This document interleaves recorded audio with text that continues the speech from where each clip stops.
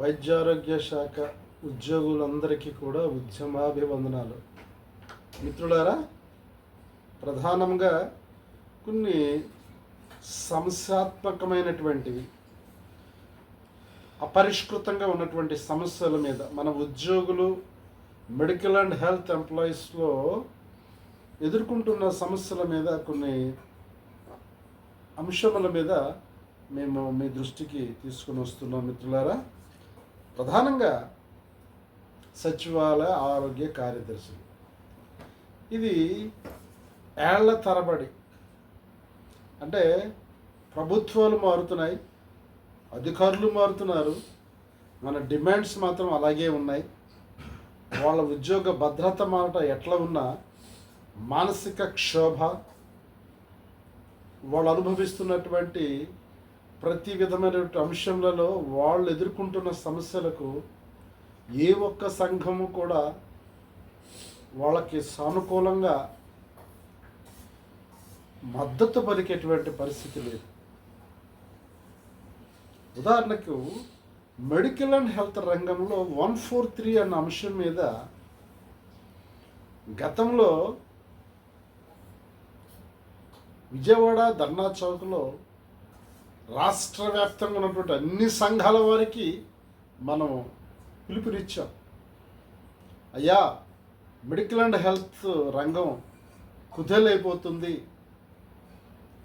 ఈ medical and health ప్రాథమిక ఆరోగ్య కేంద్రానికి సంబంధించినటువంటి ఉద్యోగ సిబ్బంది యొక్క నిబద్ధత ఏ విధంగా ఉంటుంది, ఏ విధంగా ఉండాలనేది గతంలో బోర్ కమిటీకి చెప్పింది, ఖత్తర్ కమిటీ చెప్పింది. దేశంలో ఉన్నటువంటి అన్ని ప్రాథమిక ఆరోగ్య కేంద్రాలు అన్నీ కూడా ఆయా పద్ధతులను ఉపయోగించి నడుస్తూ ఉన్నాయి. ఎటు వచ్చి ఆంధ్రప్రదేశ్ దగ్గరికి వచ్చి 143 అనేటువంటి జీవోని చాలా ఇబ్బందికరంగా ఉంటుంది, ఉద్యోగులను ఇచ్చేస్తున్నారని చెప్పేసి మేము ఆ రోజు 24 గంటలు దీక్షను చేస్తే మద్దతు ఇస్తానని చెప్పినటువంటి కొంతమంది నాయకులు, ఇదే రంగానికి సంబంధించినటువంటి వాళ్ళు ముఖం చాటేసుకొని వెళ్ళిపోతే దాని పరిణామాలు ఈరోజు మనం ఎదుర్కొంటున్నాం. ఈరోజు ఆరోగ్య కార్యదర్శుల యొక్క పరిస్థితి ఏమిటి? పని భారం ఎక్కువైపోతుంది, ఒత్తిడి ఎక్కువైపోతుంది. పేరెంట్ డిపార్ట్మెంట్కి మిక్స్ చేయమని చెప్పేసి మనం ఎన్నో సార్లు ఇచ్చేసాం, ఎవరో కూడా కదలైనటువంటి పరిస్థితి. 124 జీవో వచ్చారు. 124 జీవో ప్రకారం వాళ్ళని పేరెంట్ డిపార్ట్మెంట్కి మిక్స్ చేయమని చెప్పేసి అన్నాం. కానీ ఎక్కడా కూడా దీనిని అమలు చేయడానికి అధికారులు కూడా సముఖత లేదు. ప్రత్యేకించి ఈ జిల్లాకు సంబంధించి, ఉమ్మడి తూర్పుగోదావరి జిల్లాకు సంబంధించినటువంటి అధికారులు ఏ ఒక్కరూ కూడా దీనిని ఏమాత్రం ఖాతరు చేయడం లేదు. ఇలాంటి పరిస్థితులలో వాళ్ళ ఉద్యోగులు ఉమ్మడి తూర్పుగోదావరి జిల్లాలో ఇంచుమించు లేదంటే 1500 పైచిలుకు ఉద్యోగులు ఉన్నారు. ప్రతి ఒక్కరూ ఈ మానసిక పరిస్థితిలోనే ఉన్నారు. ప్రతి ఒక్కరూ ఈ మానసిక క్షోభను అనుభవిస్తున్నారు. ప్రభుత్వాలు మారుతున్నాయి, అధికారులు మారుతున్నారు, వీళ్ళకున్నటువంటి బాధలు మాత్రం మారతలేదు. సంఘాలు పెట్టుకున్నాం, ఎందుకు పెట్టుకున్నాం? ఇంట్లో వేడుకలు చేసుకోవడానికి కాదు కదా, మన హక్కుల పరిరక్షణ కోసం, మన హక్కుల యొక్క భంగం వాటిల్లినప్పుడు వాటిని పరిరక్షించుకోవడం కోసం సంఘాలు పెట్టుకున్నాం. ఈరోజు తన మన తారతమ్య భేదాలను తీసుకొచ్చి భేషజాలకు వెళ్ళి ఏదో మాది ఆ సంఘం గొప్ప, ఈ సంఘం గొప్ప అని చెప్పేసి ఉద్యోగుల మధ్య చిచ్చులు రేపేటువంటి కొన్ని దళారీ సంఘాలలో అవతరిస్తున్న రోజులు ఇవి. ఈరోజు సిఐటి అనుబంధంగా ఉన్నటువంటి medical and health employees union March 20వ తారీఖున సచివాలయ ఆరోగ్య కార్యదర్శుల యొక్క సమస్యల మీద అలంకార్ సెంటర్ నందు విజయవాడ ధర్నా చౌక్ వద్ద మహాధర్నాను తలపెట్టాం.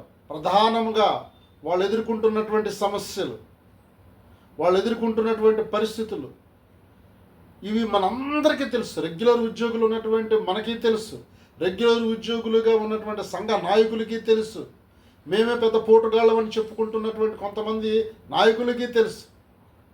ఎవరో చెప్పినటువంటి, ఎవరో ఉద్యమం చేసి హక్కులు పరిరక్షించుకుంటే అది మా యొక్క శ్రమ, మా కృషి అని చెప్పుకొని వాళ్ళ పాకెట్లో వేసుకుంటున్నటువంటి కొంతమంది దళారులు ఉన్నటువంటి ఆ నాయకులు లేకపోలేదు. వాళ్ళ భ్రమలో పడిపోయి, వాళ్ళకి ఉచ్చులో పడిపోయి ఉద్యోగులలో అనైక్యత భావాన్ని రెచ్చగొడుతున్నటువంటి వాళ్ళు కూడా ఉన్నారు. దయచేసి ఉద్యోగ మిత్రులారా గమనించండి, దయచేసి గమనించండి. ఇది ఆరోగ్య కార్యదర్శుల సమస్యల మీద మార్చి నెలలో, అంటే ఈ నెలలో 20వ తారీఖున భారీ మహాధర్నాను మనం తలపెట్టాం. ఇది ప్రధానంగా మీ వ్యక్తిగత సమస్యకు కారణమైనటువంటిదే. మీ ఉద్యోగ భద్రతకు సంబంధించింది, మీ కుటుంబ సమస్యకు సంబంధించింది, మీ భవిష్యత్తును నిర్ణయించేటువంటి సమస్య. ఏళ్ల తరబడి సమస్యలు కుప్పలు తెప్పలుగా పేరుకుపోతున్నప్పటికీ కూడా ప్రశ్నించలేని తత్వంలో మనం తెరబెరకు అయిపోతే అధికారులు మన పట్ల సానుకూలంగా లేకపోగా మరిన్ని సమస్యలతో ఒత్తిడి చేస్తున్నటువంటి పరిస్థితి. ప్రధానంగా వైద్యారోగ్య శాఖలో ఉన్నటువంటి ఏదైతే పంచాయతీ శాఖలో పంచాయతీ సచివాలయంలో ఉన్నటువంటి వాళ్ళు ఉన్నారో వాళ్ళ పేరెంట్ డిపార్ట్మెంట్ మాతృ సంస్థకు ఖచ్చితంగా వచ్చేది డిడిఓ పవర్స్ కన్సల్ట్ మెడికల్ ఆఫీసర్కి ఎండోస్ చేస్తూ వచ్చేయాలి. పనిని పర్యవేక్షించవలసింది సంబంధిత మాతృశాఖ మాత్రమే. ఇది ప్రధానమైనటువంటి డిమాండ్. ఇది నిర్లక్ష్యానికి గురవుతున్నాయి రాష్ట్ర వ్యాప్తంగా ఉన్నటువంటి ప్రతి ఒక్క జిల్లాలో ఉన్నటువంటి వైద్యారోగ్య శాఖ ఉద్యోగ అధికారులు కూడా దీని నిర్లక్ష్యానికి గురి చేస్తున్నటువంటి పరిస్థితి. రెండవది, హెల్త్ సెక్రటరీలు పూర్తిగా వైద్యారోగ్య శాఖ పరిధిలోనే పనిచేయాల్సినటువంటి పరిస్థితి. కానీ అది జరుగుతలేదు. అది జరిగించుకోవలసినటువంటి బాధ్యత మనందరి భుజస్కంధాల మీద ఉందన్న విషయాన్ని మీ అందరికీ గుర్తు చేస్తున్న మిత్రులారా. యాప్ల భారం ఒకటి తగ్గింది అని అంటే 10 పెరుగుతున్నాయి. సబ్ యాప్స్ ఉన్నాయి. రకరకాల సమస్యలతో కుటుంబాన్ని విచ్ఛిన్నం చేసేస్తున్నటువంటి మహిళా ఉద్యోగులుగా అర్ధరాత్రి 1 గంట 2 గంటల వరకు కూడా వారి యొక్క వ్యక్తిగత జీవితాలను కుటుంబాలను కూడా పక్కన పెట్టేసి వాళ్ళ ఈ యాప్కే పరిమితం అయిపోయినటువంటి పరిస్థితి. ఒకానొక దశలో ఈ సెల్ ఫోన్ వాడకం వలన అనేకమైన సమస్యలు ఉత్పన్నమవుతున్నాయని చెప్పేసి మన పిల్లలకి చెప్పినటువంటి దాఖలాలు ఈరోజు ఆ సెల్ ఫోన్సే మన పట్ల శాపంగా మారిపోతున్నాయి. మిత్రులారా గమనించండి, ఈ యాప్స్ వలన వాళ్ళ మానసిక స్థితి మరింత కుదేలైపోతుంది. ఆయుష్కాలం తగ్గిపోయే ప్రమాదం వాటిల్లుతుంది. ఇవన్నీ కూడా ఈ ఉద్యోగానికి చుట్టూ తిరుగుతున్న సమస్యలు. మిత్రులారా గమనించండి, ఎఫ్ఆర్ఎస్, అసలు ఈ ఎఫ్ఆర్ఎస్ అనే సిస్టమ్ ఎవరికి తీసుకొచ్చారు? So-called doctors. కొంతమంది ఎక్కడో డాక్టర్స్ ఇబ్బందికరమైనటువంటి పరిస్థితులు ఎదుర్కొన్నప్పుడు వాళ్ళ కోసం వస్తే దాన్ని ఎఫ్ఆర్ఎస్ అనే క్షేత్రస్థాయిలో మినహాయింపు. గతంలో ప్రభుత్వం అడిగినప్పుడు బయోమెట్రిక్ విధానము క్షేత్రస్థాయి సిబ్బంది మినహాయించినప్పుడు ఓన్లీ స్టేషనరీ స్టాఫ్కి మాత్రమే ఆ విధానాన్ని అమలు చేసి క్షేత్రస్థాయి సిబ్బందికి మినహాయింపు ఇచ్చారు. గతంలో ఎప్పుడు 10 ఏళ్ల క్రితం జరిగినటువంటి బయోమెట్రిక్ విధానం వచ్చినప్పుడు ఈ ఎఫ్ఆర్ఎస్ విధానం తీసుకొచ్చి అనేక సమస్యలను దీనిని ఇబ్బందికరమైనటువంటి పరిస్థితి, దీనిలోంచి మినహాయింపు ఇవ్వాలనేటువంటి ప్రధానమైనటువంటి సమస్య. అదే సందర్భంలోనూ మిత్రులారా, సెలవులు. ఒక్క సెలవు సచివాలయ ఉద్యోగి సెలవు అడగాలి అని అంటే 5 అంచెల సెలవులు. హెల్త్ సెక్రటరీ, ఎండిఓ, మన పిహెచ్సి దగ్గరికి వచ్చేసరికి consult HV, MPHO, CHO, supervisors, ఇలాగా ఇంతమంది సంతకాలు పెడితే అప్రూవల్ అవుతే ఒక సంతకం, ఒకరోజు సెలవు. ఇది ఎంత విచారకరమైన అంశమో మనం గమనించండి మిత్రులారా. యూనిఫాములు లేవు, యూనిఫామ్ అలవెన్సెస్ లేవు, దానికి సంబంధించినటువంటి ఏ పరిస్థితిలో లేవు. వ్యాక్సిన్ క్యారియర్ తీసుకొని వెళుతూ వస్తున్నటువంటి వాళ్ళకి అలవెన్సెస్ లేవు. ఇలా చెప్పుకుపోతే చాలా సమస్యలు కుప్పలు తెప్పలుగా పెడతాయి. అదిగో ఈరోజు రెగ్యులర్ అయిపోతున్నారు, పేరెంట్ డిపార్ట్మెంట్కి ఈరోజు మిక్స్ అయిపోతున్నారు, అలాగైపోతున్నారు, ఇలాగైపోతున్నారు అని చెప్పేసి అని రోజు రోజుకి అలాగ తీసుకుంటూ వస్తున్నాం. నిజానికి ఉమ్మడి తూర్పు గోదావరి జిల్లాలో 11వ తారీఖున భారీ 48 గంటలకు సంబంధించినటువంటి దీక్షకు పిలుపునిచ్చాం. కానీ డిఎంఎన్హెచ్ఓ గారు అలాంటి విషయాలు మీరు ఏమి పట్టించుకోకండి, ఆ జోలికి వెళ్ళకండి, మీరు వెంటనే మేము వాళ్ళందరినీ ప్రక్రియను ప్రారంభించామన్నారు. ఈలో మరలా అది వెనుకడుగు వేసేటువంటి పరిస్థితి. ఇలాగ ఎప్పటికప్పుడు వాయిదాల పద్ధతిలోనే జడుస్తుంది. కానీ ఏమాత్రం ఈ సమస్యల పరిష్కారానికి నోచుకుంటలేదు.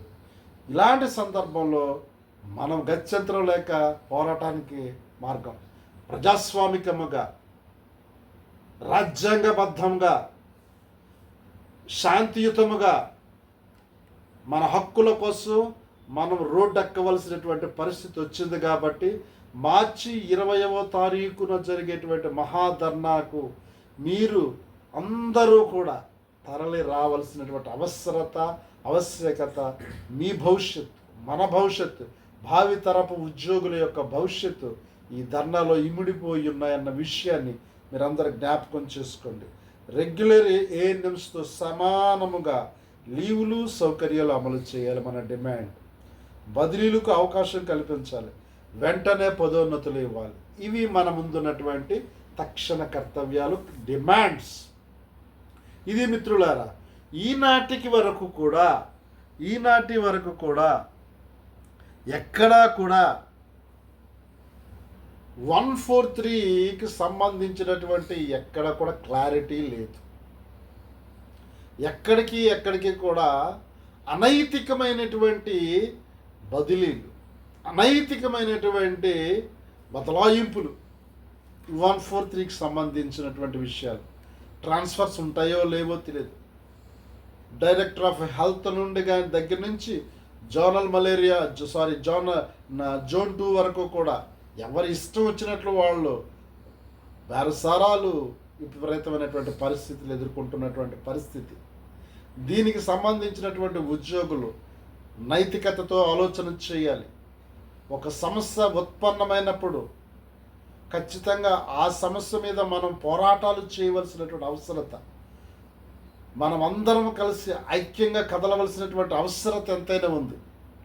దీన్ని విస్మరించి వ్యక్తిగత స్వలాభం కోసం, వ్యక్తిగత ఉనికి కోసం ప్రోకులాడే దళారుల పట్ల ఉద్యోగులు అప్రమత్తంగా ఉండాలన్న విషయాన్ని ఈ సందర్భంగా తెలియజేస్తూ, మిత్రులారా, ఆరోగ్య కార్యదర్శులందరికీ కూడా ఈ సందర్భంగా సిఐటి అనుబంధముగా మేము పిలుపునిస్తున్నాం.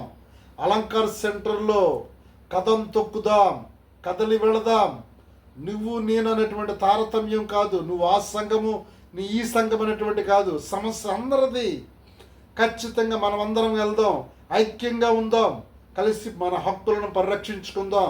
ప్రభుత్వానికి ఒక సవాల్ విసురుదాం, ప్రభుత్వానికి మన డిమాండ్స్ని మన పోరాటాల ద్వారా తెలియజేద్దాం. విషయాన్ని వారికి కూలంకుషంగా వివరించి చెప్పాలంటే ఖచ్చితంగా మన దగ్గర ఉన్న ఒకే ఒక్క ఆయుధం ఐక్యంగా ఉంటూ మనం అందరం కలిసి పోరాటం చేయటం. దానికి వేదికగా అలంకార్ సెంటర్, విజయవాడ ధర్నా చౌక్, మార్చి 20వ తారీఖు లక్ష్యవారము, గురువారము. అది మాత్రం గుర్తుంచుకోండి. మనమందరం కలిసి వెళదాం.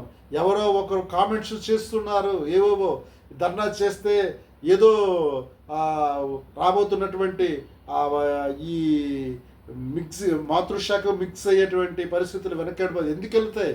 ఇప్పుడు దాకా వేచి చూసాం. అధికారులు ఏ ఒక్కరూ కూడా దానికి సంబంధించినటువంటి కదలికలు ఎక్కడా లేవు. వెన్ను చూపు అనేటువంటి పరిస్థితి మన సిఐటి సంఘానికి ఉంది. పోరాటాల ద్వారానే ఈరోజు ఏఎన్ఎంస్ అందరూ రెగ్యులర్ అయ్యారు. ఇది చరిత్ర చెప్పిన నిజం. మీరు తెలుసుకోండి ఈ వాస్తవం. కలిసి రండి, మనం అందరం కలిసి ముందుకు వెళదాం.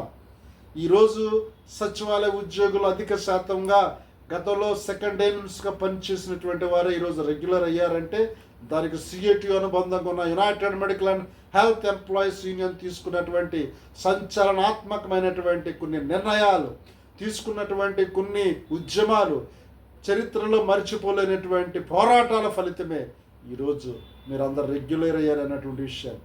ఈ మార్చి 20వ తారీఖుకి కూడా ఒక అర్థం ఉన్నది, ఒక వ్యధ ఉంది, ఒక ప్రసవ వేదన ఉంది. మీరందరూ రెగ్యులర్గా పేరెంట్ డిపార్ట్మెంట్కి మిక్స్ అవ్వాలి, వీటన్నిటి మీద విముక్తి కలగాలి. అందుకనే మేము ఈ పిలుపునిస్తున్నాం. మిత్రులారా, దయచేసి గమనించండి. మీరు ఈ విషయాలన్నీ దృష్టిలో పెట్టుకొని ప్రతి ఉద్యోగిని కదిలించవలసిందిగా మీ అందరికీ మనస్పూర్వకంగా విజ్ఞప్తి చేస్తూ మీ నుండి సెలవు తీసుకుంటున్న మీ ఆత్మీయ మిత్రుడు డిఆర్ రతన్ రాజ్. ధన్యవాదాలు.